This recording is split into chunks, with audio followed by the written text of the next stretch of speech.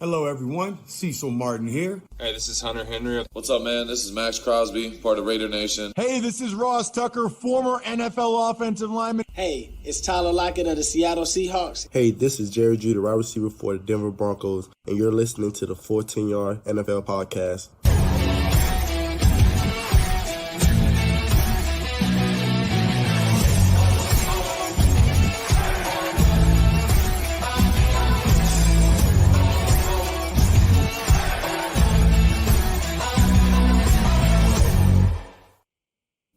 Week 9 of the NFL season is now over, and there's plenty to talk about.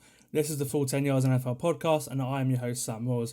And joining me to pick through all the games we saw in Week 9 is Andy Davies, NFL writer for Give Me Sport and host of the Across the Pod, as well as many other things as well. He's been on the podcast before. Welcome, mate. It's good to have you on again. How are you doing? I'm good, mate. I'm good. I was just telling you off camera that, well, first of all, thank you for having me on. But yeah, I've just been overcoming somewhat of a, I wouldn't say it was a flu, but it was sort of like a really extreme, like sort of cough and cold and stuff like that. So, you know, I had to resort to watching sport all day. So it wasn't the worst thing in the world. But yeah, it'd be nice to have been fully healthy for it. But yeah, fully back to speed now, and hopefully doesn't come back for at least another year. Yeah, it's always nice. I mean, I've been battling through illness a lot of this year as well. I think I got an illness. I was ill for like 3 or 4 weeks. So I think I did about 8 or 9 podcasts with a cold, and it was just a nightmare trying to do that. So I know you're feeling. I had the same issue last week. Yeah, it's rough. But anyway, there's only one place to start, mate, and that's in Germany, where Kansas City head into the bye with the number 1 seed in the AFC after holding on to beat the Dolphins in Frankfurt. The Chiefs are 21 up. 21-0 up in this one just after half-time. So just before half-time, when Brian Cook returned a Tyreek Hill fumble for a touchdown. It's a cool play. He got a lateral from Mike Edwards, and like Deion Sanders, he high-knees his way into the end zone. Miami came back into this one in the second half and had a chance to tie the game at the end, but miscommunication between Tua and Cedric Wilson, followed by yet another dodgy snap from Connor Williams, ended a very promising drive, and the Chiefs were victorious. Yeah, Andy, a thrilling end to this game. As a Dolphins fan, I'm sure you're gutted. But what were your initial thoughts watching this one? Yeah, it was gutting, and it's that narrative again about not beating a team with a winning record. We haven't done so since week 3 in 2022, that Bills game. It is worrying for me. I think there's definitely some positive take from this. I think our defense was by far the player of the game. But I do, again, worry about those big games. The fact that we have played, the Bills, the Eagles, and Chiefs, and the Bills game we got absolutely humbled. The Eagles game was probably our best of the 3, but then the Chiefs game we saw some positives towards a team that can compete. I think you look at the way we came back, but there's no doubt about it. This Chiefs team, what's word I'm going to use? They calmed down. They basically just, if they were 7 points up, they probably would have done a lot more that second half. But I think they just basically just let their guard down because they were so far up in the game. And I do feel like, it could have been even worse at one point in this game. And ultimately, that Tyreek Hill fumble ultimately cost us the game. Well, it cost us at least an overtime spot. But yeah, it's the thing again about I got to say it. It's Tua in these big games. I know he did the big touchdown throw to Cedric Wilson, but apart from that, there was a lot of problems in this game, and I think that was one he'll not want to look back on fondly, particularly the end. I think that, you get in that good position, you get to 3rd down, 4th down, even that specific the first down and second down, we lost so many yards earlier with two big plays from the Chiefs defense, and then ultimately gets to that 4th. Well, the 3rd down was probably the worst of the one, that underthrow to Cedric Wilson, and then obviously the 4th down we all know what happened there. Not sure whether Dave Hill or Connor Williams, but it wasn't good. And I think that I had that thought of mind about the fact that is Mahomes still got the flu, and the fact they came in so late in the week compared to us, but ultimately didn't matter. I thought the Chiefs straight away, that first drive, straight away they looked on it, they looked sharp, and I think that set the tone for the rest of the game. And I was surprised we didn't try and go for the ball first rather than defer it, because I think it'd be nice to have tried to get an early lead established to run. And I think that, I do feel like maybe we could have potentially done that, got a 7-0 lead, and then rather than going 7-0 down, 14-0 down, trying to maybe try and pass too much after that. So maybe that was one thing I would maybe have done. But yeah, it's no shame losing to the Chiefs. I mean, they're Super Bowl champions for a reason. Yeah, and I think the Chiefs were excellent all game, and that's my main takeaway from this one. I'm not too worried about the Dolphins. The Chiefs responded to their loss in Denver last week. I've been praising this defense all season. It impressed me again on Sunday. I think they completely shut down in the first half anyway the league's best offense, one of the league's best run games as well, forcing them to pass the football. In the first half, the Chiefs, and I said it on the podcast beforehand on Friday, I think the Chiefs' defense may be the best defense in the entire NFL. It's certainly up there. They're great on offense as well. They found a run game and were finding success in the air without relying on Travis Kelce. But for the Dolphins, they've taken a lot of stick in the media after this loss, and rightly so. They haven't been a team with win record all year, as you said, Andy. But I feel like just do not count this team out. I still think they're contenders. They're yet to play a complete game of football this year, I think, which is scary because there's always been something missing in these Dolphins losses, whether it's the defense has not been good enough or the offense has not been good enough. And the wins as well, to be fair. They've played great offensive games, but the defense hasn't been there. And then now they've got everything back on defense. It showed in this game that they can really be a scary team because they completely took away Travis Kelce and they got to Mahomes as well. They got this team. They've been able to produce sacks, which wasn't a factor at all last year, and they've got a very good offensive line, Kansas City as well. I come away from this one more impressed than I thought, with the Dolphins losing a game because I feel like something is there. They're close to winning a game like that. They did it against Buffalo and Baltimore early in last year. That's often forgotten. Getting Devon Achane back after the bye will be huge. Jalen Waddle will get healthier. The offensive line getting an extra week to get healthier as well. I just sort of don't count this Dolphins team out because now their defense is down. Now everyone's healthy on defense. Xavier Howard and Jalen Ramsey had a great game at the week on Sunday. I don't know. I'm not too disheartened and. Ultimately, as well, this game wasn't on Tua. I think personally it was on Tyreek Hill because he had 2 drops and he had that fumble. If those plays were made, then it'd be a completely different story, wouldn't it? Yeah, and I think you look at that, the timing of that, particularly the first drop where I think it was we were either 7 points down or 14 points down at that point. I think it was 7-0 at that point where you think about the speed he's got, and we've seen plays like this before where you think he'd at least got point to the red zone, if not into the end zone, if he had caught that. And I think, and I think you look at the other ones, and of course there's always that thing about, when you get to that point in the game, do you just take the 7-14 point loss and just try and get back second half? Especially as we had the ball second half, there's that thing of could we have just gone for the run and just, or even just been a bit more conservative. But at the same time, the kind of play we were drawing, the screen pass to Tyreek Hill, I think we were sort of going for it. I think we didn't want to go too deep with the passes, but obviously, and that is almost like a freak play because when do you ever see Tyreek Hill drop these kind of situations? And also from that where we were on the pitch, how often do you see that? First of all, lateral, but also actually get the end zone. So I think it's a bit lucky for him because that was almost like a bit of a freak play because we never really see that kind of play happen too often in the NFL. But again, it's I think we can't really blame too much or blame Tyreek because overall course of the season they've both been brilliant. So it's and also I've been a big critic of this team, big games, but you don't win Super Bowls in November, you don't lose playoff games in November. We've still got week 10 coming up to now, so we've still got 9 games left. We've got a bye week to come back to.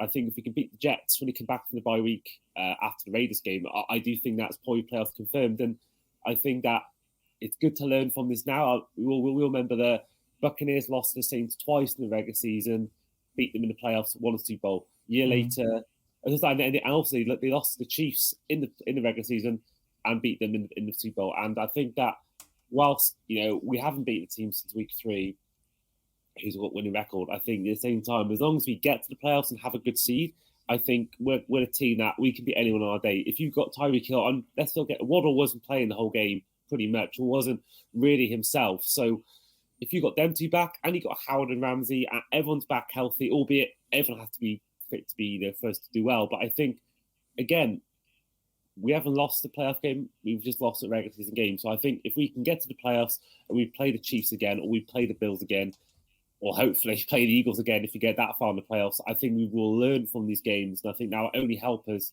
coming into these games in the wild card in the division round. And of course, we don't know by then, there might be injuries to the Chiefs, might be injuries to the Bills. So you never know. So I think we've got to have faith, but we've got to at some point beat this, because that's going to be the narrative. If you get to the postseason and haven't beaten the regular season team, that's going to be the entire talking point the entire week leading up to the game. So we have to address it soon.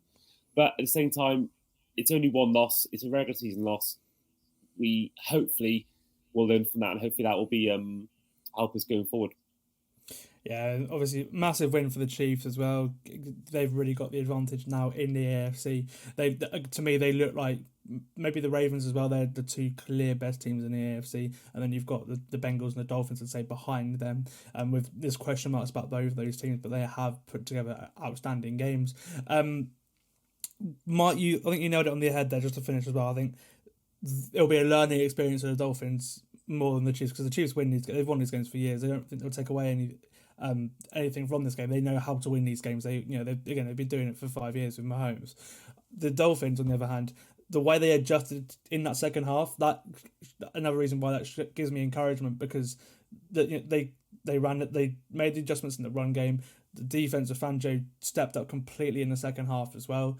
And that's all you want to. As long as you've got good coaching, you feel like eventually you'll learn from your mistakes towards the end of the season, as you were saying. So that's a good sign for Miami. But look, they both teams go into a bye now, and I think both need a bye as well, because it feels like the Chiefs and the Dolphins are a bit up and down every week, and but they're both firmly in the AFC playoff picture at the minute. We'll move over to two of the NFC teams, two NFC East teams. This game was mental. The Eagles beating the Cowboys 28-23. And if I'm a Cowboys fan, I'm gutted, because this is the best they've looked in a big game in ages, and they lose like that. There were a few unfortunate calls, inches away, you'd probably say, from winning this game at points. Most notably when they needed a TD to win the game rather than a field goal to tie it on the final drive of the game off the Dak just stepped out of bounds on a 2-point conversion run. A Josh Sweat sack just disrupted momentum on the final drive for the Cowboys and gave the Eagles the win ultimately, with the game ending with a CeeDee Lamb catch a few yards short of the end zone. But I came away very impressed by Dallas, especially by their offense. I think Dak has been much better this year, and he's been thrown to guys like Jake Ferguson all year. They still yet to get anything out of the likes of Brandon Cooks and Michael Gallup on this Cowboys offense. But the Eagles just look unstoppable, don't they, Andy? I'd argue that since they lost to the Jets, they've probably been the best team in football.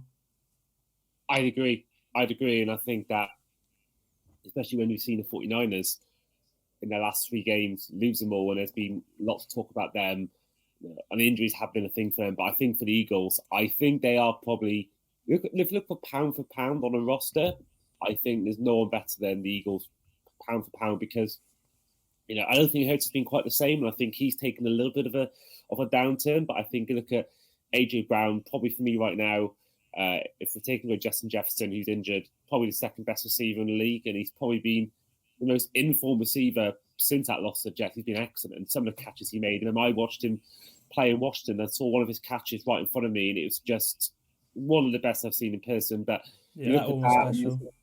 I look at the run game as well. You got obviously Swift's been brilliant since he came in, but the defense is, for me, is frightening. And you think that, looking at the game alone against the Cowboys, I mean, it's that defensive line is just scary. I mean, Jalen Carter getting him in with 9th overall, it's frightening that they managed to get him at the position they did. And look at, the likes of Josh Sweat getting involved, Hassan Reddick, who I love, Brandon Graham got 1.5 sacks. The defense was brilliant in this game, and I think if they're gonna make it again, I think that's taken over the line. I think that defense is. I think the 49ers on their day had the best defense, but I think the Eagles might have a better one maybe on their day. It's frightening just how good they are compared to the rest of the league. They're 8-1 right now. I see flaws though. I think Jalen Hurts has not his best year, but the Eagles' defense just showed Cowboys how it's done. I mean, Dak Prescott, as you said, I think that was his best game in a while. I think best game of the year, maybe even best game of the last 2 years. I thought he was really good, and some of those he was making was methodical.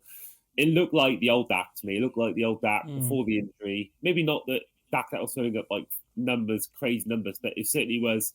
That was Dak Prescott we saw probably when he first came through, and that Dak Prescott that we all know and love. But that we don't always see in the NFL. But when he's on his game, he's really good, and I was really impressed. I think Tony Pollard, I don't know what's happening with him. I don't know whether he's adjusting well enough to being the number one back, but I think that Eagles team is just, for me, if it's not the Eagles and Niners, the only way I see it not being the Eagles Niners come the NFC title game is if they play each other. I think if they both avoid each other, I can see them both making it.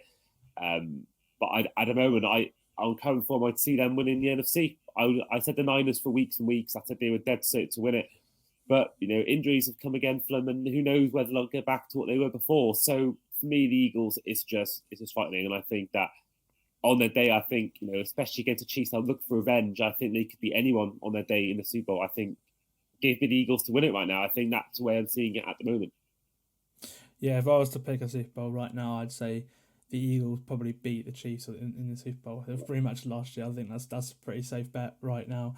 Going back to Dallas, I think they needed this game because obviously the narrative for Dallas has been in big games they completely shrink, a bit like the Dolphins. They we saw in the game against the Niners earlier in the year, they got absolutely torched, especially for the middle of the field. That's obviously a defense that's been one of the best in the league this year as well. But it was nice to see them not rely on that defense in this game, because that's what a lot of their wins have come from. The start coming into this game is they've averaged 0.6 defensive touchdowns a game. That's 4 or 5 defensive touchdowns in this season, which is just mental to think. And it's given them a lot of wins. The way this defense has played, the defense, it was a much tougher opponent than they've had for the most this year in this game. It played well, although I think Jalen Hurts probably got one, and the Eagles offense probably won that battle overall. And I'll get into Hurts in a minute, but the offense for Dallas, they really stepped up, and that's something that they've struggled with all year because they've invested a lot. Obviously, they've been banged up at the offensive line, but CeeDee Lamb's great. He's always been great, and you're getting that. Yeah, like you mentioned, I think it was probably the best game Dak's played in a while, and it's probably the best he's looked since about 2018, I'd say, which is huge for them because Mike McCarthy has been on the hot seat for a while for Dallas, and they need to play like this in every game, otherwise he may find himself out of a job, because this team is just too talented to lose every single big game like they do, aren't they? Yeah, I mean, I don't personally think that McCarthy is any sort of danger, because I think what Jerry Jones likes is yes men, and I think McCarthy isn't gonna throw any punches. Like the old days of Jimmy Johnson was the classic example in Dallas when they actually were winning titles, and I do feel like it's hard for them to properly fire him because they are winning games. They are, they're winning. They're going 10, 11, and 5 or 6 each year. Then they're not. Apart from that COVID year, they've not really had a year where under McCarthy where they've. I think only one season they've had less than 10 wins, or maybe 9 wins. They've had a lot of times they've made the playoffs, albeit a lot of times they've underwhelmed in the playoffs. So I think maybe Jerry Jones may change the approach, and he may get rid of McCarthy. I personally would if there was someone else available to get, I would absolutely go for him, because I don't think McCarthy is that good of a head coach, but I think he's good enough to avoid a firing from Jerry Jones. But the thing is, if they fire him now, I don't know who's even available they can get, unless they could trade for someone. I mean, unless Sean McVay has a year in TV and then they get him that way, or something like that. I just think right now, although I don't rate him, I don't think anyone actually better is available to get. I mean, I think they could have, if they kept Kellen Moore, they could have taken a risk on Kellen Moore, and I think that's what the Chargers will do after they fire Brandon Staley this year, if they fire him. So I think that with the Cowboys it's tough, because I don't know where else they would go unless they go down the route of get the coordinator in, let's give them a go and do it that way. But I think the team is pretty good. They don't want to maybe take the risk of doing that if the team's not. And if they were, a 5-win team, they could have done and taken a risk. But I think with with McCarthy, he's winning them games, and I think it's very hard to fire him unless you've got someone who, with that kind of team they've got available, who can be available and take over the line. I mean, Sean Payton would have been perfect if he'd not gone to Denver, although since he's gone Denver, maybe he isn't the guy to take him forward. But I think it's a tough one because, he's winning the games, but I guarantee you get to the playoffs, put him up against the Eagles, Lions, or even the Lions, I don't think they beat them. And I think they'll That's the problem. probably again get to divisional round. They could win a wild card game, I think, if they went up against, especially one of the NFC South teams. I think they'll win that. And I think on their day they could beat, the likes of, if it was Seattle, they could beat Seattle on their day. But I just think if you put them up against those two teams, especially the Eagles and Niners, I just think that they will ultimately probably once again lose in the divisional round, which is something they're probably used to in the last 10 or 15 years. Yeah, for sure. Okay, we'll finish off with the big game on Sunday Night Football before we'll get on to the rest of the games, or which are through the rest of the games. But we'll start with this game first, where the Bengals are firmly back among the AFC elite after a fifth straight win and a second straight outstanding game for Joe Burrow, winning 24-18 against the Bills. Burrow had 348 yards, 2 touchdowns. He was PFF's highest graded passer for Week 9, 4 big-time throws and 0 turnover-worthy plays. He looked effortlessly for him. The whole game did. If he carries on like this, I'm not ruling him out of the MVP conversation. There's no clear favourite in the MVP race right now, and everyone has had their down games. His game at the start of the year, he's had 2 of the most impressive QB wins this season, out of any quarterback, and they've both come from him the last 2 weeks, and both of them back to back, obviously. And he's certainly gaining momentum. And the way this Bengals team are looking right now, they're looking like they're going to be scary, and they're peaking right at the right time. It's good to go and run now, leading into the postseason, rather than at the start of the year, for example, the Bills did. But if the playoffs started today, the Bills wouldn't be in. Are you worried about them, Andy? Because right now they're the 9 seed in the AFC. I think you have to worry a little bit because I want to get up now, but their schedule is pretty tough. I need to find the entire AFC schedule is like, because you have to play everyone in the NFC East, and then you have to play everyone in the AFC West as well. The schedule for all the AFC teams is horrific. So it's going to be tough for the Bills. They've got 4 or 5 games they could you could see them losing. They have to win those games because right now, again, they are in danger of not making the playoffs. It's a big worry because I've just got it now. I mean, you've got the Broncos next. That's probably a win, especially after a few days extra rest. But, they got the Jets. And I think the Jets, that defense alone can win you games. I know they lost last night, but that defense is frightening. And I think they already beat them in Week 1. And I was with Dak Wilson playing the whole game. They got the Eagles and the Chiefs in back-to-back games. That's going to be tough. They got the Cowboys, who we just mentioned, and then the Chargers Christmas Eve, who I think on their day, I think the coaching's bad, but I think, if you've got Eckler and Herbert and you've got Joey Bosa and you've got Derwin James, if he's healthy, it's a brilliant team. And then you've got the Patriots, who did beat them earlier, and then the Dolphins Week 18, which might be my birthday, which I think will be, I still think will be a game that will decide who wins the AFC East, but that's a tough schedule. And I think that, hopefully for our sake, it might not get to that point where we have to play him to win the AFC, because I can see them losing to the Eagles. I can see them losing to the Chiefs. I can see the Cowboys beating them on their day. I can see the Chargers causing an upset, and then you can even see the Jets beating them. So for me, the Bills, it's a massive worry because I've been in Buffalo very recently, being with friends of mine, a friend of mine, and all his friends in the tailgate, and there's constant worries about Ken Dorsey. That's the biggest takeaway I found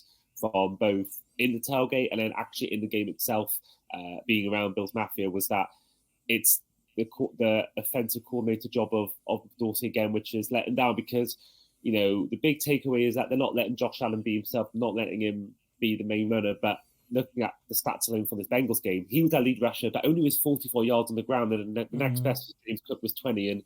And I still think personally his big strength probably is his arm strength. So I can see why Dorsey's gone for this different approach, because you have to think of Josh Allen long term. I think if he keeps using his legs like he has done in previous years, he's not going to be there in the next 5-10 years, or at least be the Josh Allen we all know. And I think I think there's no one with a stronger arm than Josh Allen in the league. I think Mahomes is the only one that really has a stronger arm than Allen. So I think you look at that, but then you look at the Bengals. Jamar Chase didn't have a great game.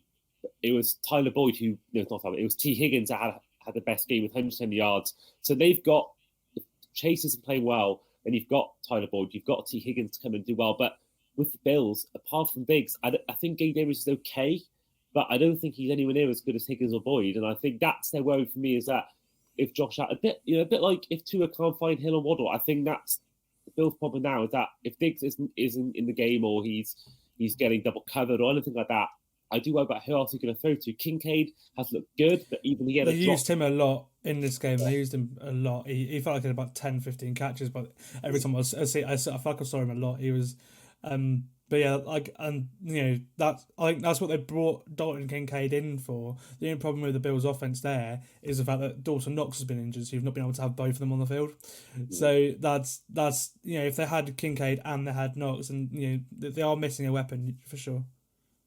Yeah, and I think that's the biggest worry, because the run game just isn't working. I mean, Devin Singletary had his faults, but he was useful at times. But, I just think that if they're going to... It's always been an issue, though. It's always been an issue for Buffalo. They've never had a run game, and it's been their one problem that's stopped them from, I think, probably winning a Super Bowl. Great defense, great quarterback. They've had great skill positions. They've never had a run game. They've brought in Leonard Fournette in, so maybe he can come in and potentially be that guy. But I thought James Cook was that guy a couple of weeks ago, and since then they've completely struggled the offense, to run the ball. So I don't know what's going on. No, I think there's definitely a problem there with the coordinating, and you can see potentially if the crowd and the fans keep voicing their concerns about Ken Dorsey, I can see potentially a change happening in the off season, because they're going to want to win now, because there is no doubt that this team is better had since the Jim Kelly era. So I think they have to try and do something. But if Ken Dorsey's going to limit Josh Allen and use the run game more, you've got to have a good run game, and it's not working. So it's a question of, do you bring it back to all times? Do you do let Josh Allen just run with it? And I think you've seen more in recent weeks him going for his legs. I think maybe they'll change their approach and go down that route, because, otherwise they're going to try and use a run game. They've got to actually have players that can do it. So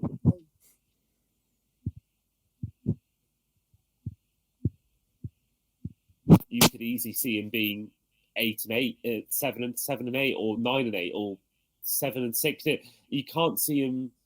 I think they've had 4 straight years with winning with double-digit wins. Now you could see this year potentially that not happening, and you can see him maybe having a 9-8 finish. Yeah, you mentioned it there. I think it's certainly the offense that's the worry of this team, because the difference between the two teams on Sunday night was Allen's interception. He's had 1 in the last 5 games. Every single game he's had 5 interceptions. He leads the league with 9 interceptions as well. The passing game was struggling. You've mentioned it there. Obviously, there's been a lot of talk about Ken Dorsey and how it's there's no run game to help, but they're just not doing what they have done in recent years. With the similar or the same players on offense. They're also not getting anything downfield either. He's currently on his worst big time throw percentage since 2019. He's got his career lowest average depth of target right now. He's got a career high in completion percentage. They're going for more short throws, and the best turnover worthy play percentage in his career as well by quite some margin. So he's being more conservative with the football, and yet he still leads the league in interceptions, which is funny. But I think it's just there's something wrong with this Bills offense. They're not getting the big plays. They're not getting they're not really doing anything short wise either. So it's just that's the problem. We'll see how it evolves over the next couple of weeks, for sure. But it is a big worry, and we'll see. We'll see. Like I said, they've got some big games to test themselves in now, and they really do need to pick it up, because otherwise I am worried about this team. Yeah, and I think we, obviously me and you are not against these struggles. I think we're both quite enjoying it, because it's probably our best chance of having years to win a division. But I still think, also they beat us by 28 points. I still think if they get things right on their day, I think they can go toe-to-toe with any team. But I think they have to try and fix this soon. Otherwise, this team, as it stands, if they made the playoffs, you put them against the Chiefs or the Bengals, I do think ultimately that they would lose by quite a lot. And I think that really, I think the score flatters them. I think the game wasn't really as close as it suggests. I think the Bills were a lot worse than a 7-point game defeat. I think they were poor for a lot of the game. And I do think the Bengals, though, you mentioned about the Ravens being the strongest team in the AFC right now and the Chiefs. I do think that Bengals, I think right now I'd have them as my pick to win the AFC because like the Patriots in years gone by, they've started slowly, but they've come around and they've got the win. They're 5-4 right now. They may have to go down the wildcard route, but I think that the way they're going right now, and the form they've been in, the way Burrow looks back to his best, I think if they can sort out the run game, I think the Bengals can be an AFC champion. I really do. I think this is their year. They've still got Higgins. I think Higgins might be a casualty of the cap hit next year. So they've got the chance to have these 3 receivers on their side, as well as obviously Burrow fully healthy. I think this Bengals team could be their year to actually win it again. And I do think they probably would lose in the Super Bowl, but I think certainly they got a chance of returning to Super Bowl for the second time in 3 years. Yeah, I think for them it's it's great for them as well looking at this game because their offensive line has held up relatively well against not only the Bills but also the Niners the week before. They're two of the best defensive lines in the league. And they've only allowed 4 sacks, only allowed 1 to Buffalo on Sunday night as well. So that's great news for the Bengals as well. And this is just to finish as well. This is the year, if they are to win it, as you mentioned, this is the year to do it because Burrow's at his extension now. So this is the best team they're going to have unless Joe Burrow takes a pay cut in like 10 years' time or something like that, or 5-10 years' time. This is the best team they're going to have. That this is it. They've got everything there to win a Super Bowl. This would probably be their best chance of it without some magic from Joe Burrow or something, as we've seen from the likes of Mahomes recently. This is the most probably one of the most loaded teams in the league. And now they're back down, they're on form. This is the perfect opportunity to go and capture that form and challenge for a Super Bowl. But yeah, we both think it's possible. Okay, Andy, let's whittle through the rest of the games, starting with the Ravens winning 37-3 in Seattle. You had your eyes on this one. Baltimore, the best team in the AFC, I think, as I mentioned earlier. Right now, I'm probably voting Lamar for MVP. It's their second statement win in the past 3 weeks for the Ravens, and it was certainly a big statement for them, wasn't it, Andy? It is, and I think that this is one of the games that we were looking forward to all week. I think obviously Sky had the betting. It was seen as, was it 5-2 against 6-2. Seattle Seahawks are a good team. That scoreline doesn't do them justice. They are a good team. So for the Ravens to beat them by that many points and to basically dominate them the whole game, I think it just adds fuel to the fire that they could actually be one of the best teams in the AFC. Now, I'd have McCaffrey as my MVP, but Lamar Jackson, I think certainly will be one of the people nominated. Look at him. I think Tyreek Hill to last week's loss may affect that, but I think you look at and Lamar Jackson, probably someone like Tua or Hill will get the final nod. He's been great, and I watched the Lions play the Ravens recently, and that's one of the best individual performances I've seen from any NFL player. Lamar Jackson was good, and he's been absolutely fantastic the last few weeks. That fumble against the Steelers, he's just been absolutely brilliant since. And he played against London, he was good then, and he's just even from that game, just even more developed his game. And I don't think the Seahawks can be too annoyed. I think it was just a case of being a mixture of not their day, but also being a bit outclassed. I think the Seahawks are a good team, but I don't think they're a team that you're going to think of being an NFC challenger to reach the Super Bowl. I think they'll be a team that probably reach the playoffs, probably lose in the divisional round or the wildcard round, but they're still a good team. So for the Ravens to do that to them, and the Lions were a good team. They were 5-1 at that point. So for the Ravens to keep beating good teams, mentioned about Miami not beating good teams. The Ravens are beating good teams, and they're beating them by a lot of points. So the Ravens just look brilliant, and I think the run game, it's not a clear RB1, but I think they're splitting the load quite well. You've seen Gus Edwards. I've literally forgotten the guy's name. The other guy who came in scored a really good touchdown. And there's Edwards. Edwards, yeah. Wasn't it Gus Edwards and Mike Edwards or something like that? They both. That's what that's what I was looking for. So they're not having a running back room by committee, and I think they're using that well. Yeah, Justice also Hill in there as well. Odell Beckham obviously is getting involved now. Mark Andrews, Rashad Bateman's having I think it's not like the Chiefs. They haven't got really, apart from Andrews, many sort of back and many standout sort of receiving names. They haven't got like a Hill or Waddle or Jamar Chase or AJ Brown, but I think they're just being incredibly efficient right now, and that's really, I think that's probably more important, and that's helping them win games. And I thought their defense has been brilliant. Obviously, Patrick Queen, Roquan Smith, Calvin Noy had back-to-back plays, brilliant. Yeah. It's just, I said before that they're never a team I sit down on Red Zone and look forward to watching, but they are still one of the best teams in the league, and they're just incredibly efficient. They just get the job done, and they're good in every department, and I think their defense is one of the best.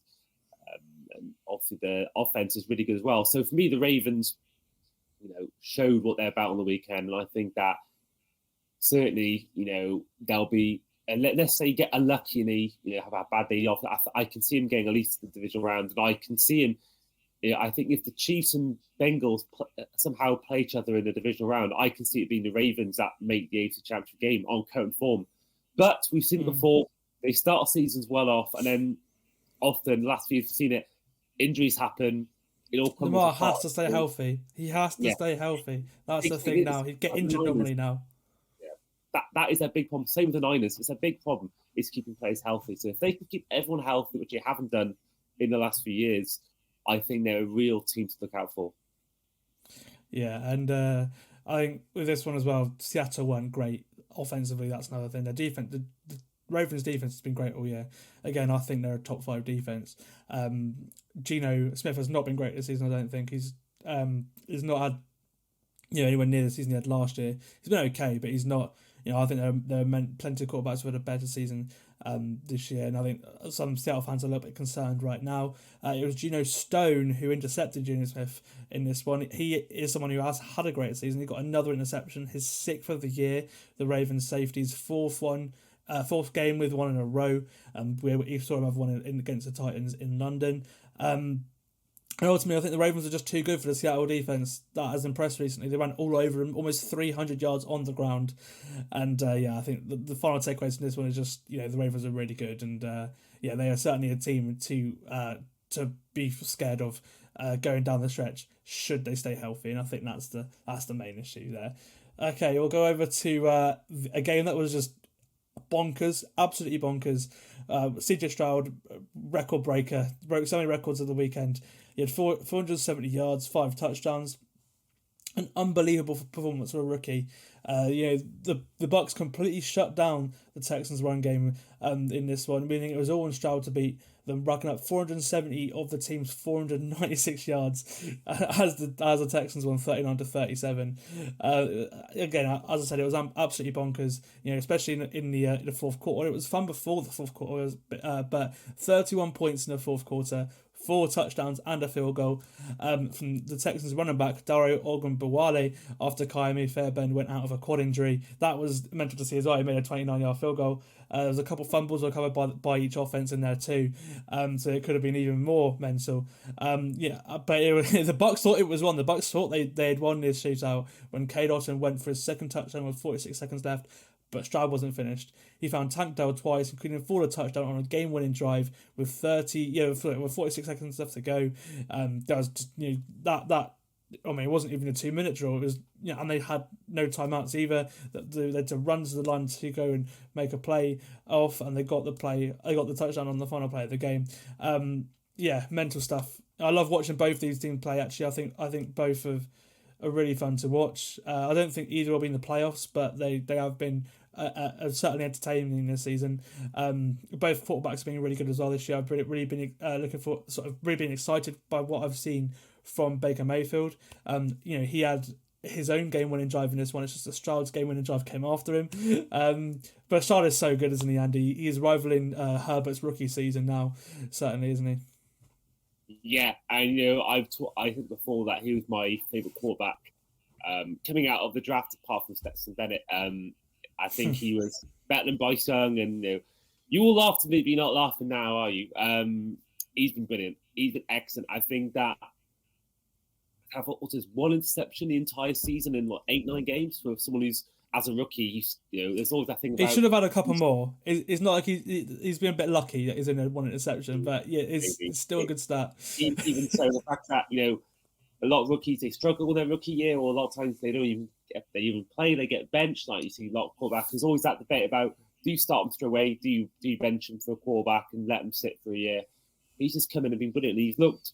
If you were new to the NFL, you sat down, watched CJ Stroud, you wouldn't think the rookie. You think he'd been there for 5-6 years. The composure he has, and in this kind of game where he was having to come back from a deficit and having to constantly go back and forth and to keep going, and to that touchdown at the end was fantastic. And for me, I think you get now and again these quarterbacks come through that straight away they're stars. When Mahomes first started games for the Chiefs in 2018, and you knew from pretty much week 1, week 2, this guy's going to be a star. Joe Burrow, even though he got injured early on, you knew. I think it was Browns game early on where you knew, like, this guy, he's a star. And he was getting Joe Burrow in that season as well. He was getting rushes at him freely because that offensive line was so bad. Under pressure, he really made a name for himself in his rookie year for sure. So yeah, and I think I think he is a star, but he's not. I don't think he's quite done as much recently as before. But Herbert, when he first came through that Chiefs game where he came through last minute, you thought then mentality's there. He's coming last minute. And I think the same thing happening with CJ Stroud. I think we're seeing a style of making. I think that enough games on the tape now to know it's not a fluke.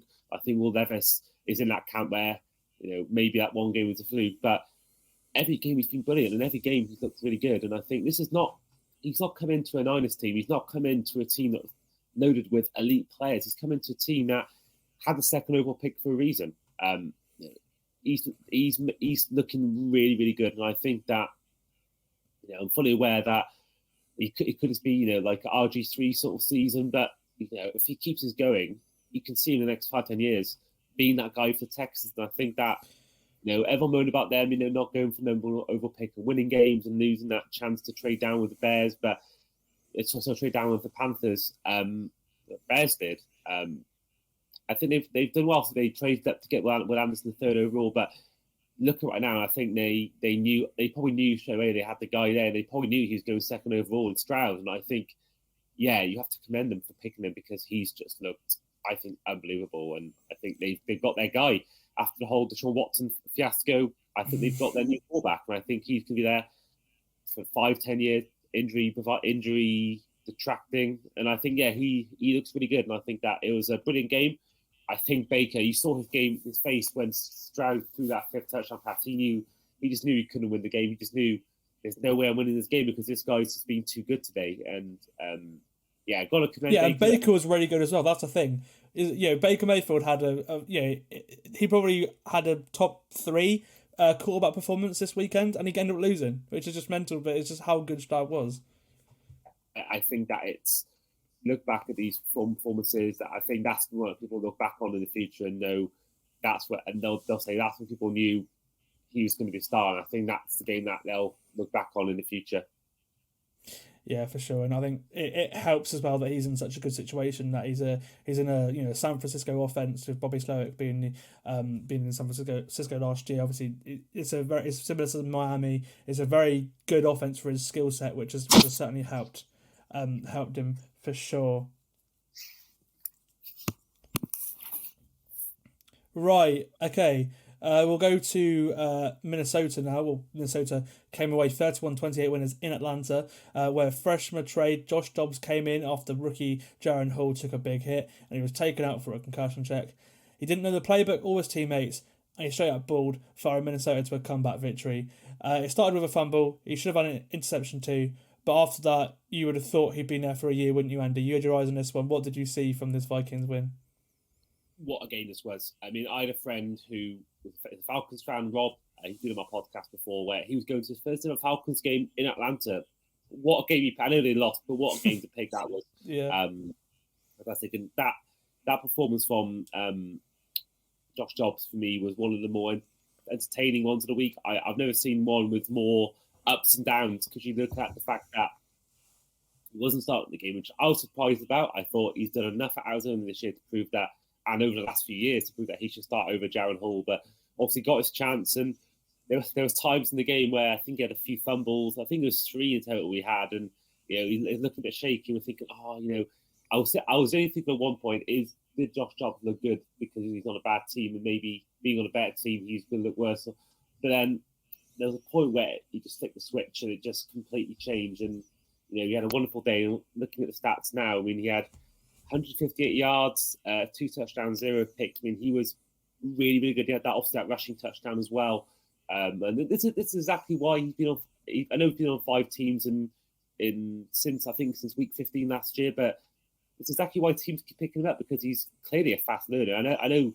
I hate mentioning it because I always mention it whenever I see him play, but to have a degree in aeronautical engineering, he must be a pretty smart guy. So he's probably pretty good at information. So the fact that he had 3 days to learn the playbook, I think that probably was, I guess, no problem for him really. And he came in for many teams and has had to play. I think Titans Jags last year, he came in on short notice, and he seems to be good at that. And I think that he's been in the Browns as well last year. So it's just I think that it's a guy you want to root for, and I think I was really impressed with his performance. I think the fact that Alexander Mattison was getting involved, he was lining up in one-on-one coverage, and he managed to get a touchdown. It was a touchdown, or maybe it was a touchdown where he was lining up as a receiver, and he had a brilliant game as well. And this is a team that's won 4 games straight without Justin Jefferson. You're seeing Addison's really stepped up his game since Jefferson went out. Hockenson also led the way with 69 yards in this game, and you have to commend Vikings to be 1-4, and you lose Jefferson. I certainly thought the season was over. I did even an article on it. I thought the season was done for them. I thought they may just tank and trade Kirk Cousins, and they may go and get Caleb Williams and do it that way. But turns out they've won games with Kirk Cousins and without him. So for me, I think this Vikings team, right now, I think they are in the playoffs right now as it stands, and I can see him making it. I can see him doing it, and I think that I don't think they'll go on and win a Super Bowl, but I do think that they can certainly make the playoffs. I know they're in a really good form right now. But I think they'll want to try and maybe win games by less than a few points next time around. But overall, I think the Falcons did themselves proud at times. I think that I had to question a bit, why is Tyler Algier getting more snaps than Bijan Robinson? That's something that's concerning. I know he didn't play in this game, but Drake London's not been himself this year. John Smith has been the number one player on this offense, which is, when you got Kyle Pitts, when you got Peter Robinson in there, when you got Drake London in there, you're just like, what is going on? It's making me worry about Arthur Smith as well. It does make me worry. He had such a good coaching job of what he had last year, getting on the fringe of a division title and playoff contention. They were only ruled out right at the end of the season, and they had a good run game with Cordell Patterson, Tyler Algier. They didn't need a running back, and they drafted a running back in the top 10, and now they're not even using him. And I let him off. I've let him off because this is year 3 for him. He's had an aging Matt Ryan. He's had Marcus Mariota and Desmond Ridder, who I think neither of them are NFL starting quarterbacks, if I'm being honest. And now he's given it to Taylor Heineke. Is he on the hot seat because he's not had a QB? So again, I've let him off for that. They've not had a quarterback, but he's just making such strange decisions that you have to wonder, if the Falcons did give him a quarterback to work with. I don't know. What do you think about Arthur Smith? It's regressed, weird calling as well, and it's just odd. Yeah, I think you could be right, because I think that whilst I think Robert Saleh's got the same situation in terms of no quarterback playing, it's sort of had issues with quarterback, and obviously you get Aaron Rodgers and he goes down after four snaps.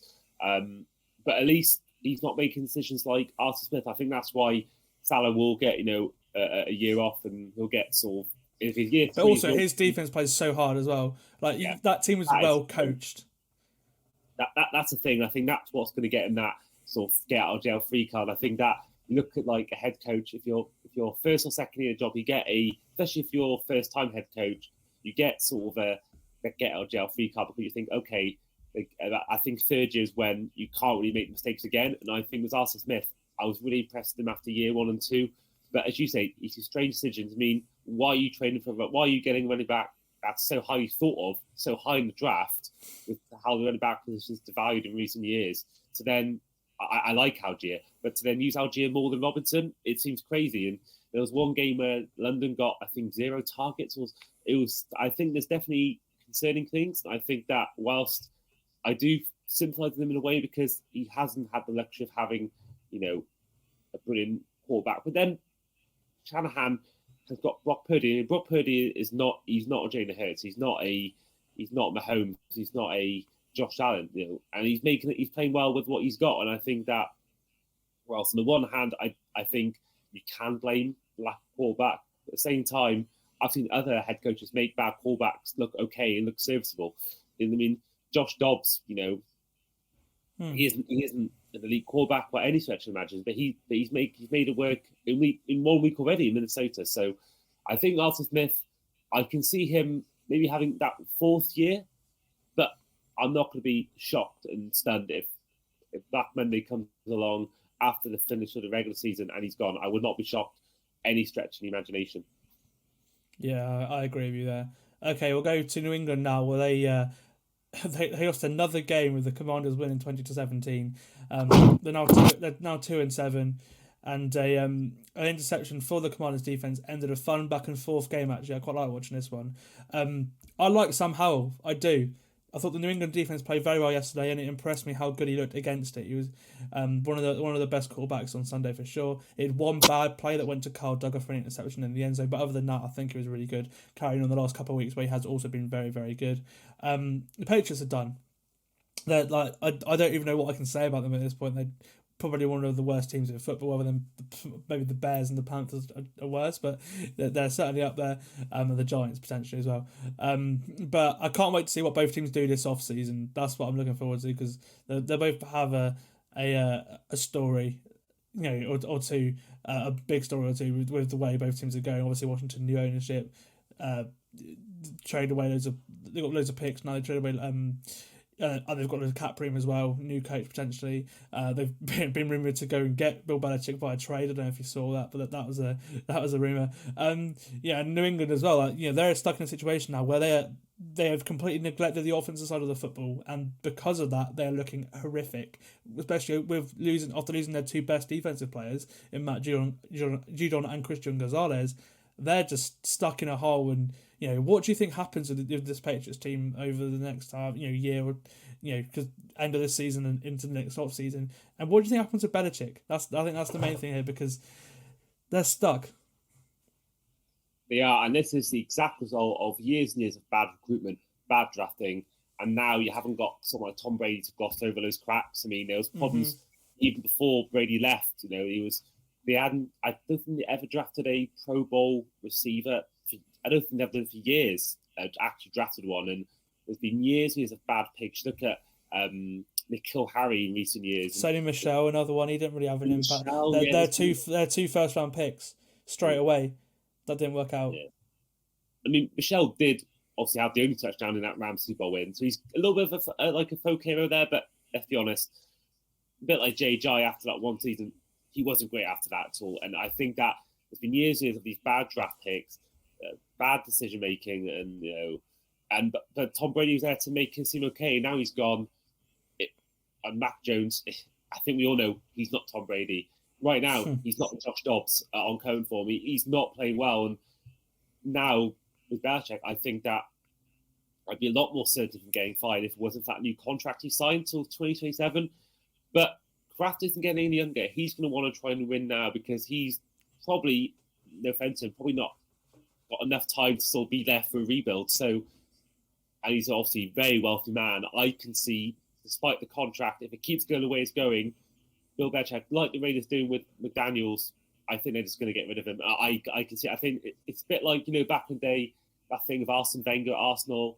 Are they going to get rid of him? Are they not? And there was further unrest from families, which really towards the end affected Wenger's legacy towards the end at Arsenal. I think that the more and more they lose games, they've only won 2 games this year, albeit surprise wins. I think if they keep losing games, they go the season, unless if they keep going the season, they go two win season, they go in 3-14 or something like that, the fans are going to keep getting more and more uneasy. And I think that if they get Caleb Williams, I think that was the only thing that'll save them, because the Patriots fans will be fully behind that. And we do not want that. We do not want Caleb Williams or even Drake May going anywhere near that Patriots team, because we do not need another good quarterback in this division or in this conference. So for me, yeah, it depends. If obviously the Cardinals, they get Caleb Williams, or they go, or someone else goes. I think if they have another year of Mac Jones or mediocre quarterback play, it's going to get worse and worse for him. And I think eventually there's going to be a lot of Patriots fans who are going to turn their heads against Belichick. And I think there's the constant talk about the fact that he's not been the same. He's not been the same as without Brady, and his record suggests that. So it's worrying times for them. Not that we're complaining. I think we've had so many years of them being the best team in the league. We're not really too happy about that. But yeah, with the Patriots, I think they've won. They beat the Bills when no one expected. But I'm looking at the rest of their schedule. I mean, you've got the Chargers next, or they got the Giants next. That could be a win. They got the Chargers, who I think would beat them easily. Steelers, I think, approaching that time of the year where Mike Tomlin becomes Mike Tomlin, and they'll probably lose that. They got the Chiefs and the Broncos. I think the Broncos have won 3 straight. Then they got the Bills and the Jets, and I think the Jets are a team that their defense alone can win you games. I think that will give Mac Jones problems. So for me, I can see him only really winning. I can see beating the Giants, but I can really see him beating either the Jets or Broncos, and that's it. So they could easily end the season with just 4 wins, and that will have them probably as the worst team in the AFC, by far a top 5 pick. But I don't think they'll be bad enough to the record-wise to get that top quarterback like Caleb Williams. I think that will go to probably Arizona. So they're probably going to have another year of medium quarterback play. And I think then what you do then, and unless they trade up and give away a first-round pick for next year and get Caleb Williams, other than that, I can see him getting chopped. Yeah, it's a weird situation for sure. Okay, we'll go to New Orleans, where the Saints came away 24-17 winners against the Bears. A weird game, this. I feel like neither team really wanted to win it towards the end. Yeah, missed field goals, fumbles, a few punts, a turnover and downs. But the Saints won a game they needed to win, and they now have a foothold in the NFC South, don't they, Andy? I think they needed to win that, and they came away with it just. Yeah, I mean, this might actually be the worst ever 24-17 game in NFL history. It might generally be the worst game, because that score suggests it was a great game, but I don't think it was anything special. It was a tough watch at times. The Derek Carr, I think, looked good, looked fine. He had, I think, over 200 yards. Didn't have a pick. I think 2 touchdowns. Taysom Hill obviously got involved as well. I'm still not convinced by the Saints. I know that I think they'll probably go on and win the NFC South now. But I'm not convinced by him. I don't see him at all. I think whoever gets him in the wildcard round will count themselves extremely lucky. I think there's no team they beat at all in this playoffs. If they get to the playoffs, there's not a single team I can see being there that they can beat. I think that they've been incredibly up and down. And for me, I think that the talent's there. You've got Alvin Kamara, you've got Chris Olave. I think Taysom Hill is vastly underrated. But I just don't think they're good at all. I think they're lucky by the division they're in. I think any other division, they'd be already out of the playoffs now, or maybe sort of in around the bubble, maybe. But for the Bears, I think Tyson Bagnet, there was a lot of, after that first game, there was a lot of hype around him, but since then he's been absolutely terrible. I mean, 2 touchdowns, 3 picks in the game. Bears are a strange team, but I mean, they could be a team that goes to Caleb Williams, actually. But yeah, I think this game was not one I enjoyed watching, if I'm honest. And there's one other one that I think I'm talking about later on that was even worse than this, but I did enjoy watching him. I was impressed with Marcus May. He made a great play in this game, but overall, it was not one I particularly enjoyed watching on Red Zone. Yeah, it wasn't great at all. Okay, and I didn't enjoy watching it either last night.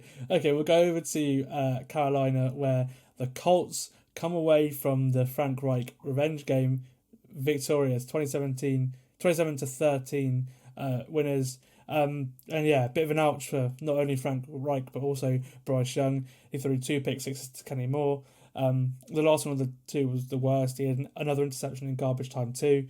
The Colts defense is much better this week. They looked off against the Saints in that game where the Saints just out of nowhere produced a great offensive performance. But for me, I think the Colts are exactly what I thought the Panthers would be this year, and the Panthers, they are a mess. They suck, and they don't even have their first round pick. Yeah, their defense played well. They've actually played well the last couple of weeks, but the offense hasn't been great. The 2 pick sixes were the difference.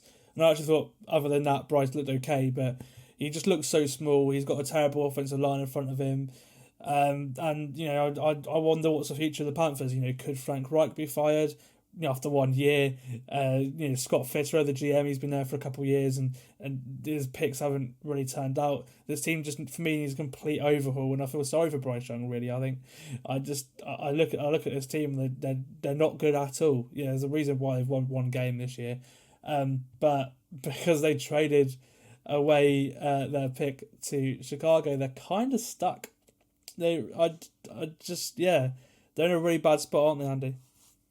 Yeah, and it's funny how, last year, Panthers had the Bears pick because of the Bears record. Now the Bears have the Panthers pick because of their record. So they both sort of having these number 1 overall picks, without actually being down to their record. But yeah, it's a tough one for them because they obviously gave away a lot to get that number 1 overall pick to get Bryce Young. And Bryce Young for me right now it's a bit like watching Tua in his first year or two. A quarterback that had a lot of hype, both Alabama coincidentally. Both, obviously, the height's been the biggest takeaway, and they've just not had the protection they needed. And I didn't see Tua becoming like he is now. I don't see Bryce Young becoming the quarterback we all thought he was going to be. And I do see Frank Reich, if we keep going, being one and done, because he's not a new head coach. He's been around. He's been the head coach for years and years and years, and it's not as like he came in after a bad time in Carolina. So it's not as if that you can get that. You got that sort of get out of jail free card where you go, right, it's your first time being a head coach.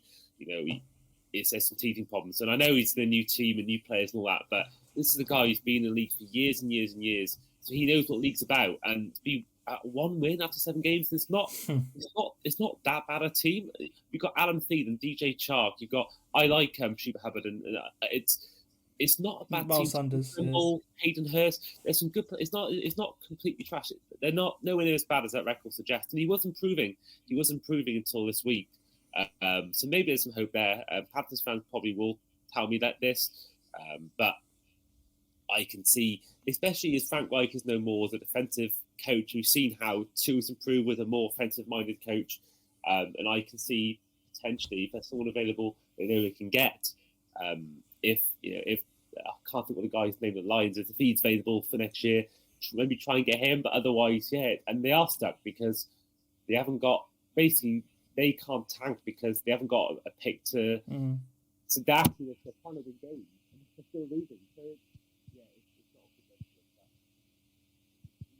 Why would the NFL take one good basketball from their midfield franchise? Maybe next year they get a good player from it, and maybe that will change it. But the real one they're probably right now is playing that very well. They could have got fairly good in this year.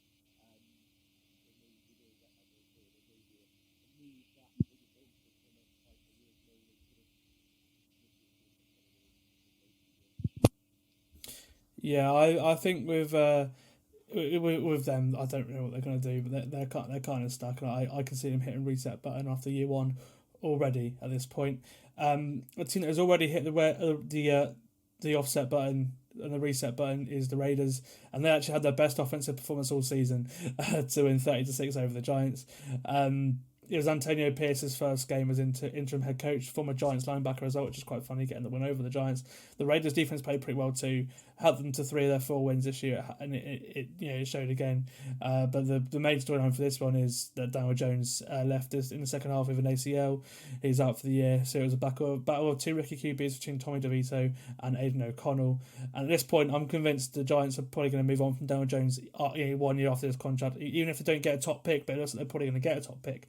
That was just such a bad decision to pay him because they really didn't really deserve to get into the playoffs last year. They snuck in, obviously, and now, they're sort of stuck because there's no way you could be paying that man the amount he is when he's got a big injury history, and he's not really that great of a quarterback either. I have some faith in him because we saw in the playoffs that he got them the win, and I said it before that maybe he's Eli Manning 2.0. The fact that Eli was never a great regular season quarterback, although a lot better than Daniel Jones has been this year, or most years in the regular season. But Daniel Jones came to the playoffs and he came up clutch for them. So I think I personally wouldn't get rid of him. I'd give maybe another year or two, because if the Giants can somehow get to the playoffs next year, I think I can see him again having this game where he performs well. But at the same time, if you have the top 5 pick and there's someone like Drake May available, it's worth a punt. But for Raiders, I mean, I've got the pleasure of watching Aiden O'Connell against Zach Wilson next Sunday. Paid a lot of money for that, so thank you, Aaron Rodgers and Jimmy Garoppolo. So I think it is obviously there's a lot of things about him looking exactly like Derek Carr, same number, same face, and all that. But he had over 200 yards, I think, but he didn't get a touchdown or a pick. So, but I think the run game was crucial to this game. I think Josh Jacobs, he turned up. He's been absent all season after his massive season last year. He just turned up. Yeah, I mean, he's cost me one league. Thank you, Will Gavin, for suggesting I pick him in the live fantasy event I went to. But he's brilliant. I mean, had just under 100 yards, 2 touchdowns, and I think Antonio Pierce will definitely lean on him. I mean, I don't know whether you've seen that Jason Bell appeared on the Nat Cream show literally about a week ago, saying that if there's any ex-player of his, ex-teammate of his, that he would want having a bar fight alongside him, it would be Antonio Pierce. And literally about a week later, he joins the Raiders. And I love that press conference he had. And I think they're going to be a team that, they're 4-5. They're not out of the playoffs yet. And I can see him. No, it's weird. Pounding the run game. And I can see that being the way I think he's going to use Josh Jacobs, because Devontae Adams doesn't want to be there. Only targeted 4 times. So clearly they sort of maybe seeing his life after him. I mean, the biggest yards was 52 yards for his Trey Tucker from 2 receptions. And then Josh Jacobs had 26 carries. So for me, I think that's where they're going to do it. I don't think they have any faith in their quarterback, and I think they're going to keep using Josh Jacobs. And I think that's the way. And even someone like Zamir White, I think you could see more of a role for. He's not done much yet since joining the Raiders in the draft, but I think I think Myers got a rushing touchdown as well. So the Raiders, I think they won't make the playoffs. I think they're probably not good enough. I think even though they got someone like Max Crosby on defense, I don't think they're good enough. But I think we'll see some fun stuff from them. And I think that, we saw them a couple of years ago. Rich Versace had a really good spell, basically joined in after a lot of turmoil and got them to the playoffs. And I was shocked they didn't go for him as the head coach. He did a good enough job. And I think maybe Mark Davis may learn from this. If Antonio Pierce does the unthinkable and gets him into the playoffs, only one win behind the Bengals right now. If he can do the unthinkable and get him into that postseason, I think Mark Davis may learn from it and actually give him the job. But it should be an exciting run down the stretch for the Raiders with Pierce. Sure. Okay, we'll go over to Cleveland now, where they blew the Cardinals back to Arizona. The defense was back to its usual tricks. They hardly allowed rookie QB Clayton Tune into the into their half. I actually thought Deshaun looked good, but a lot of Cleveland fans aren't happy with him still. He had a few nice throws in this one. He had a touchdown that came off a block that went straight into Amari Cooper's hands as well. But unfortunately for them, it looks like they've lost Jedrick Wills, their left tackle. He's not out for the year, but he will be out for quite a while. He's going on an IR. They've already lost right tackle Jack Conklin for this year, as well as Nick Chubb. They're just too banged up on offense. They're still a playoff team right now. I think they probably will sneak into the playoffs, but I don't think they'll go much further than that. The defense has been great. I think Myles Garrett is probably fair for Defensive Player of the Year. Arizona, they didn't look good at all, but should everything go to plan, it's been confirmed that they will have Kyler Murray back this week, and I think that's that'll be key, because Kyler is playing for his job. He needs to show that he is, the quarterback that they albeit a different organization, drafted in 2019, because Kyler could quite easily find himself in a different building next year, and it's not really fair on him as well, because he's played well, but. He's been good enough, but it's just the way that, especially with his injury as well, the way that it's swung for Arizona, unfortunately. So it's good that they're getting him back, isn't it? Yeah, I mean, I'm not really the biggest fan, but I think he's definitely an upgrade on Clayton Tune, probably an upgrade on Josh Dobbs. I mean, looking at their schedule, I mean, they've got some tough games. They've got to play the Eagles, the Niners, the Seahawks, the Texans. So I think that could be a real offensive shootout if Murray is back for that game. They got teams like the Falcons and the Rams who've been very inconsistent this year. So I think that Kyler will play for his job, and I think that, like we saw Daniel Jones last season, I think that could see him have a really good run down the stretch if he's actually fully back to health. But I can see it being the case where they go out and get someone like Marvin Harrison in the draft, because I think that's what they need. With Hopkins going, you haven't really got anyone really to fall back onto the ball to. I mean, Rondell Moore I like, but he's not Hopkins, and really there's no one else really they can call upon. So I think they'll be, if Murray's back and he plays the job, I think they'll win games. Maybe only 2 or 3. I can see them beating the Falcons if he is back, or even the Rams. But I don't see him beating a lot of those teams. So I think they probably are tanking, but they're probably not tanking for a quarterback. So I think that's where they're going to go. But I have no doubt that, I've seen enough of Clayton Sheen now. He's not a guy that you're going to want to have as your starting quarterback. I don't think he's good enough. And I think there's a reason why he was drafted where he was this year by the Cardinals. So for me, I think they'll go with Kyler Murray. But if he struggles, that's where it gets interesting, because they're probably not going to get the number 1 pick because of Panthers doing so badly. But the Bears, are they going to get rid of Justin Fields? Probably. I don't see it personally. So it's interesting. Both teams having spent first-round picks on quarterbacks over the last couple of years. It is interesting to see what happens. I think last year, probably going to see some trades, something going on, whether they trade away, whether Fields and Murray are traded away or not. You're going to see a lot, especially in that NFC of both those teams. You're going to see a lot of different quarterbacks playing for teams in the NFC next year for sure. Yeah, I think that it's the AFC's so loaded with quarterbacks. Not really many you see changing, but the NFC is such a wide open league. Most of them, if you look at the best 32 quarterbacks, the bottom half are probably all most of them probably are in the NFC, because I think the best few quarterbacks in the AFC. I think Mahomes, Burrow, and Allen are all in the AFC. You got Tua, Trevor Lawrence. If on his day, Deshaun Watson, there's a lot of good quarterbacks in this AFC, where there's not as many in the NFC. So I think that's going to be interesting to see what it's like come week 1 next year. I'm really interested. Yeah, for sure. Okay, got 2 games left. The last game on Sunday was the one I think you alluded to. It was just horrible to watch. The Packers beating the Rams 20-3. This game was awful. Matt Stafford missed it through a thumb injury. It was sort of, they were optimistic at first, day to day, but it was Brett Rippon who played, so obviously his thumb's not 100%. He had a bit of a weird fumble at the start. It sort of set the tone of this game and how fun it was. The Packers weren't great, but the Rams actually had no offense, so they didn't really have to do much. But yeah, I'm not a fan of Jordan Love. He didn't really impress me in this one, against a Rams defense, which other than Aaron Donald isn't that great. But the big worry for the Packers is it looks like Kenny Clark's going to be missing some time with a shoulder injury, and he's a key part of their defense. But both these teams, they're sort of non-factors at the minute. They're both going through big rebuilds, and I think the Packers came away from this one. But yeah, it wasn't great to watch, was it? No, I mean, there's a definite.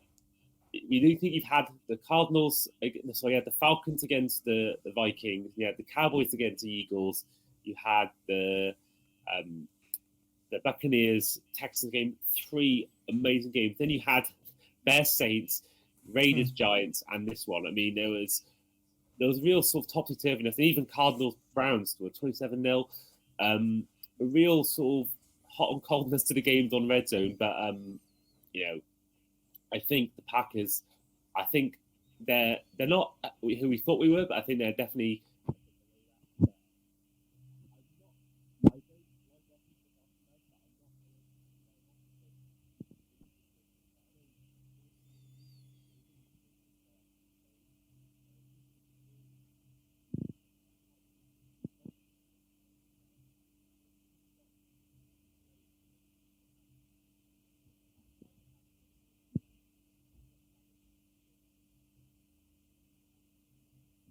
But that received to help him, and even tight end for that matter. There's not really a great.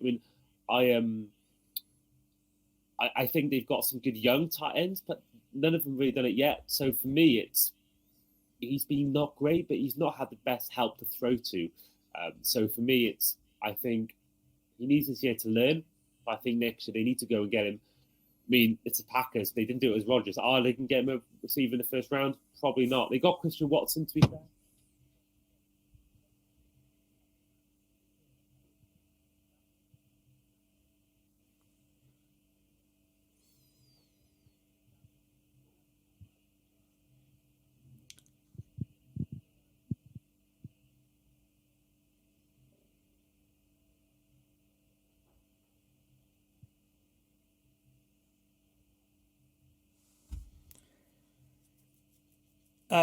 Yeah, I couldn't really hear what you were saying, rather, mate, because your microphone's a bit covered. So it's like, yeah, Can you hear me now?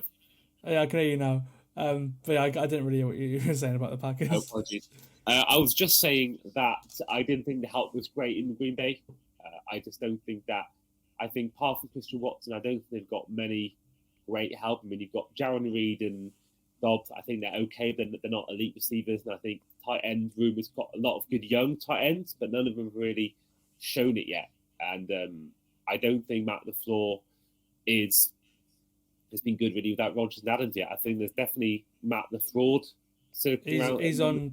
He's on fraud watch for me. I honestly, if it was me right now, I think he's doing a horrible job calling plays and everything. I think, yeah, he's not put Love in the best situation. But for me, nothing pops off. The eye test, he doesn't pass the eye test in my opinion. So no, I'm the same, and I think that, I think certainly, I think there's definitely a case to be made that did Rodgers potentially carry the floor and Adams, because they had a good, his first 3-4 years was amazing when he got to NFC Championship games in 2 out of the 3 years, I believe it was.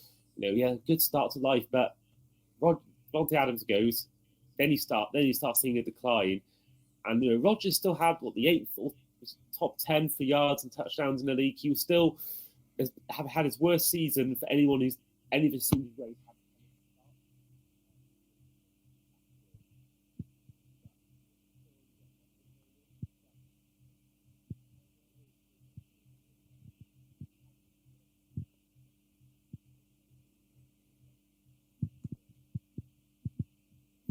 Yeah, I think with them, it's certainly been a I don't get what they've done organisationally. I don't get what they've done. To be honest, I like Rodgers. It's the way they've lost Rodgers and Adams over this time has and the product they have now, and they've not really got much back for it either. They're sort of in a bit of a mess where they've got a bit of cap room, but that's it. And I can't see him, being a contender for a long time, if I'm being honest, right now. No, same. I'm the same as you. Right, okay, we'll finish with Monday Night Football, where the Chargers defense stepped up to give them the win over the Jets. 2 awesome defensive displays with hardly any offensive football played, because both defenses were just punt. But Austin Eckler was a difference here. Herbert didn't really have to do much, and he did struggle against the Jets defense, only 136 yards in the air. But it was the fact the Jets offense was so poor in this game was what gave the Chargers the win, if I'm being honest, as well as the Chargers defense doing very well, I thought. And they have done quite well recently as well. But the main headline for me from this game is the fact that Aaron Rodgers said he'd be back in a few weeks to Derwin James after the game. So we'll see if that actually is the case or not. But it would certainly be interesting, wouldn't it? Because they're still alive in the in the AFC, certainly AFC East being at 4-4, and they beat Buffalo as well, so they've got the tiebreaker over Buffalo. Could Aaron Rodgers come back and get the Jets into the playoffs? I'm praying. I'm having sleepless nights over this. If he's back, I mean, there's obviously the talk about is he going to come back and be the same quarterback? There's always that thing that is he going to come back and be the same guy? We don't know. So that's the one thing. But if they beat the Raiders, which is a possibility on Sunday Night Football next week, which I'll be cheering on the Raiders that day for sure. There'll be one win behind the Dolphins without on a bye week, and it's Bills.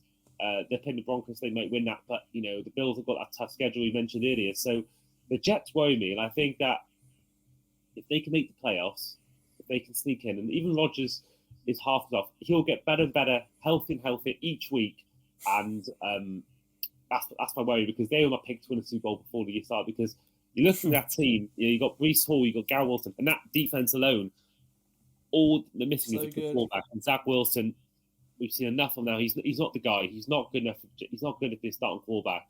So for me, it's that thing of if they can sneak in. We got that Black Friday game against them in a few weeks, and if he's back for that, like the Undertaker, it's going to be horrible.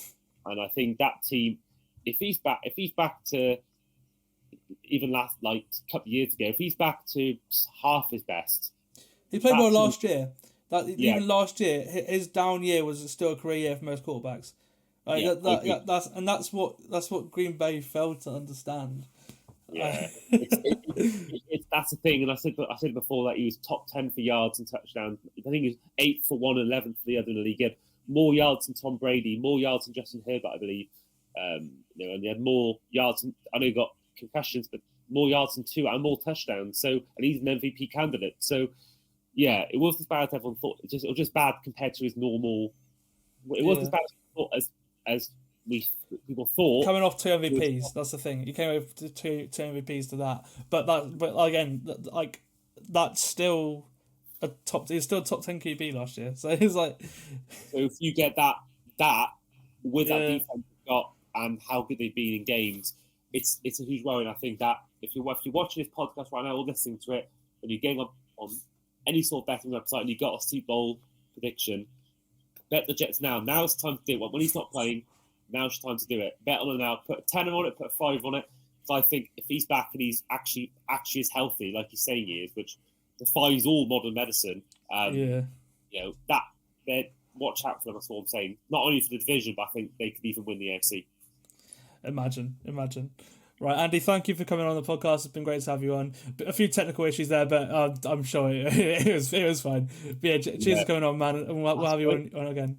Oh, pleasure being on as always, mate. Apologies for the sound issues, and if I sound a bit foggy or, you know, I'm not probably sounding myself right now in terms of this illness I've had, but hopefully it was still good enough. And yeah, enjoyed being on. I'm looking forward to being on again. Awesome.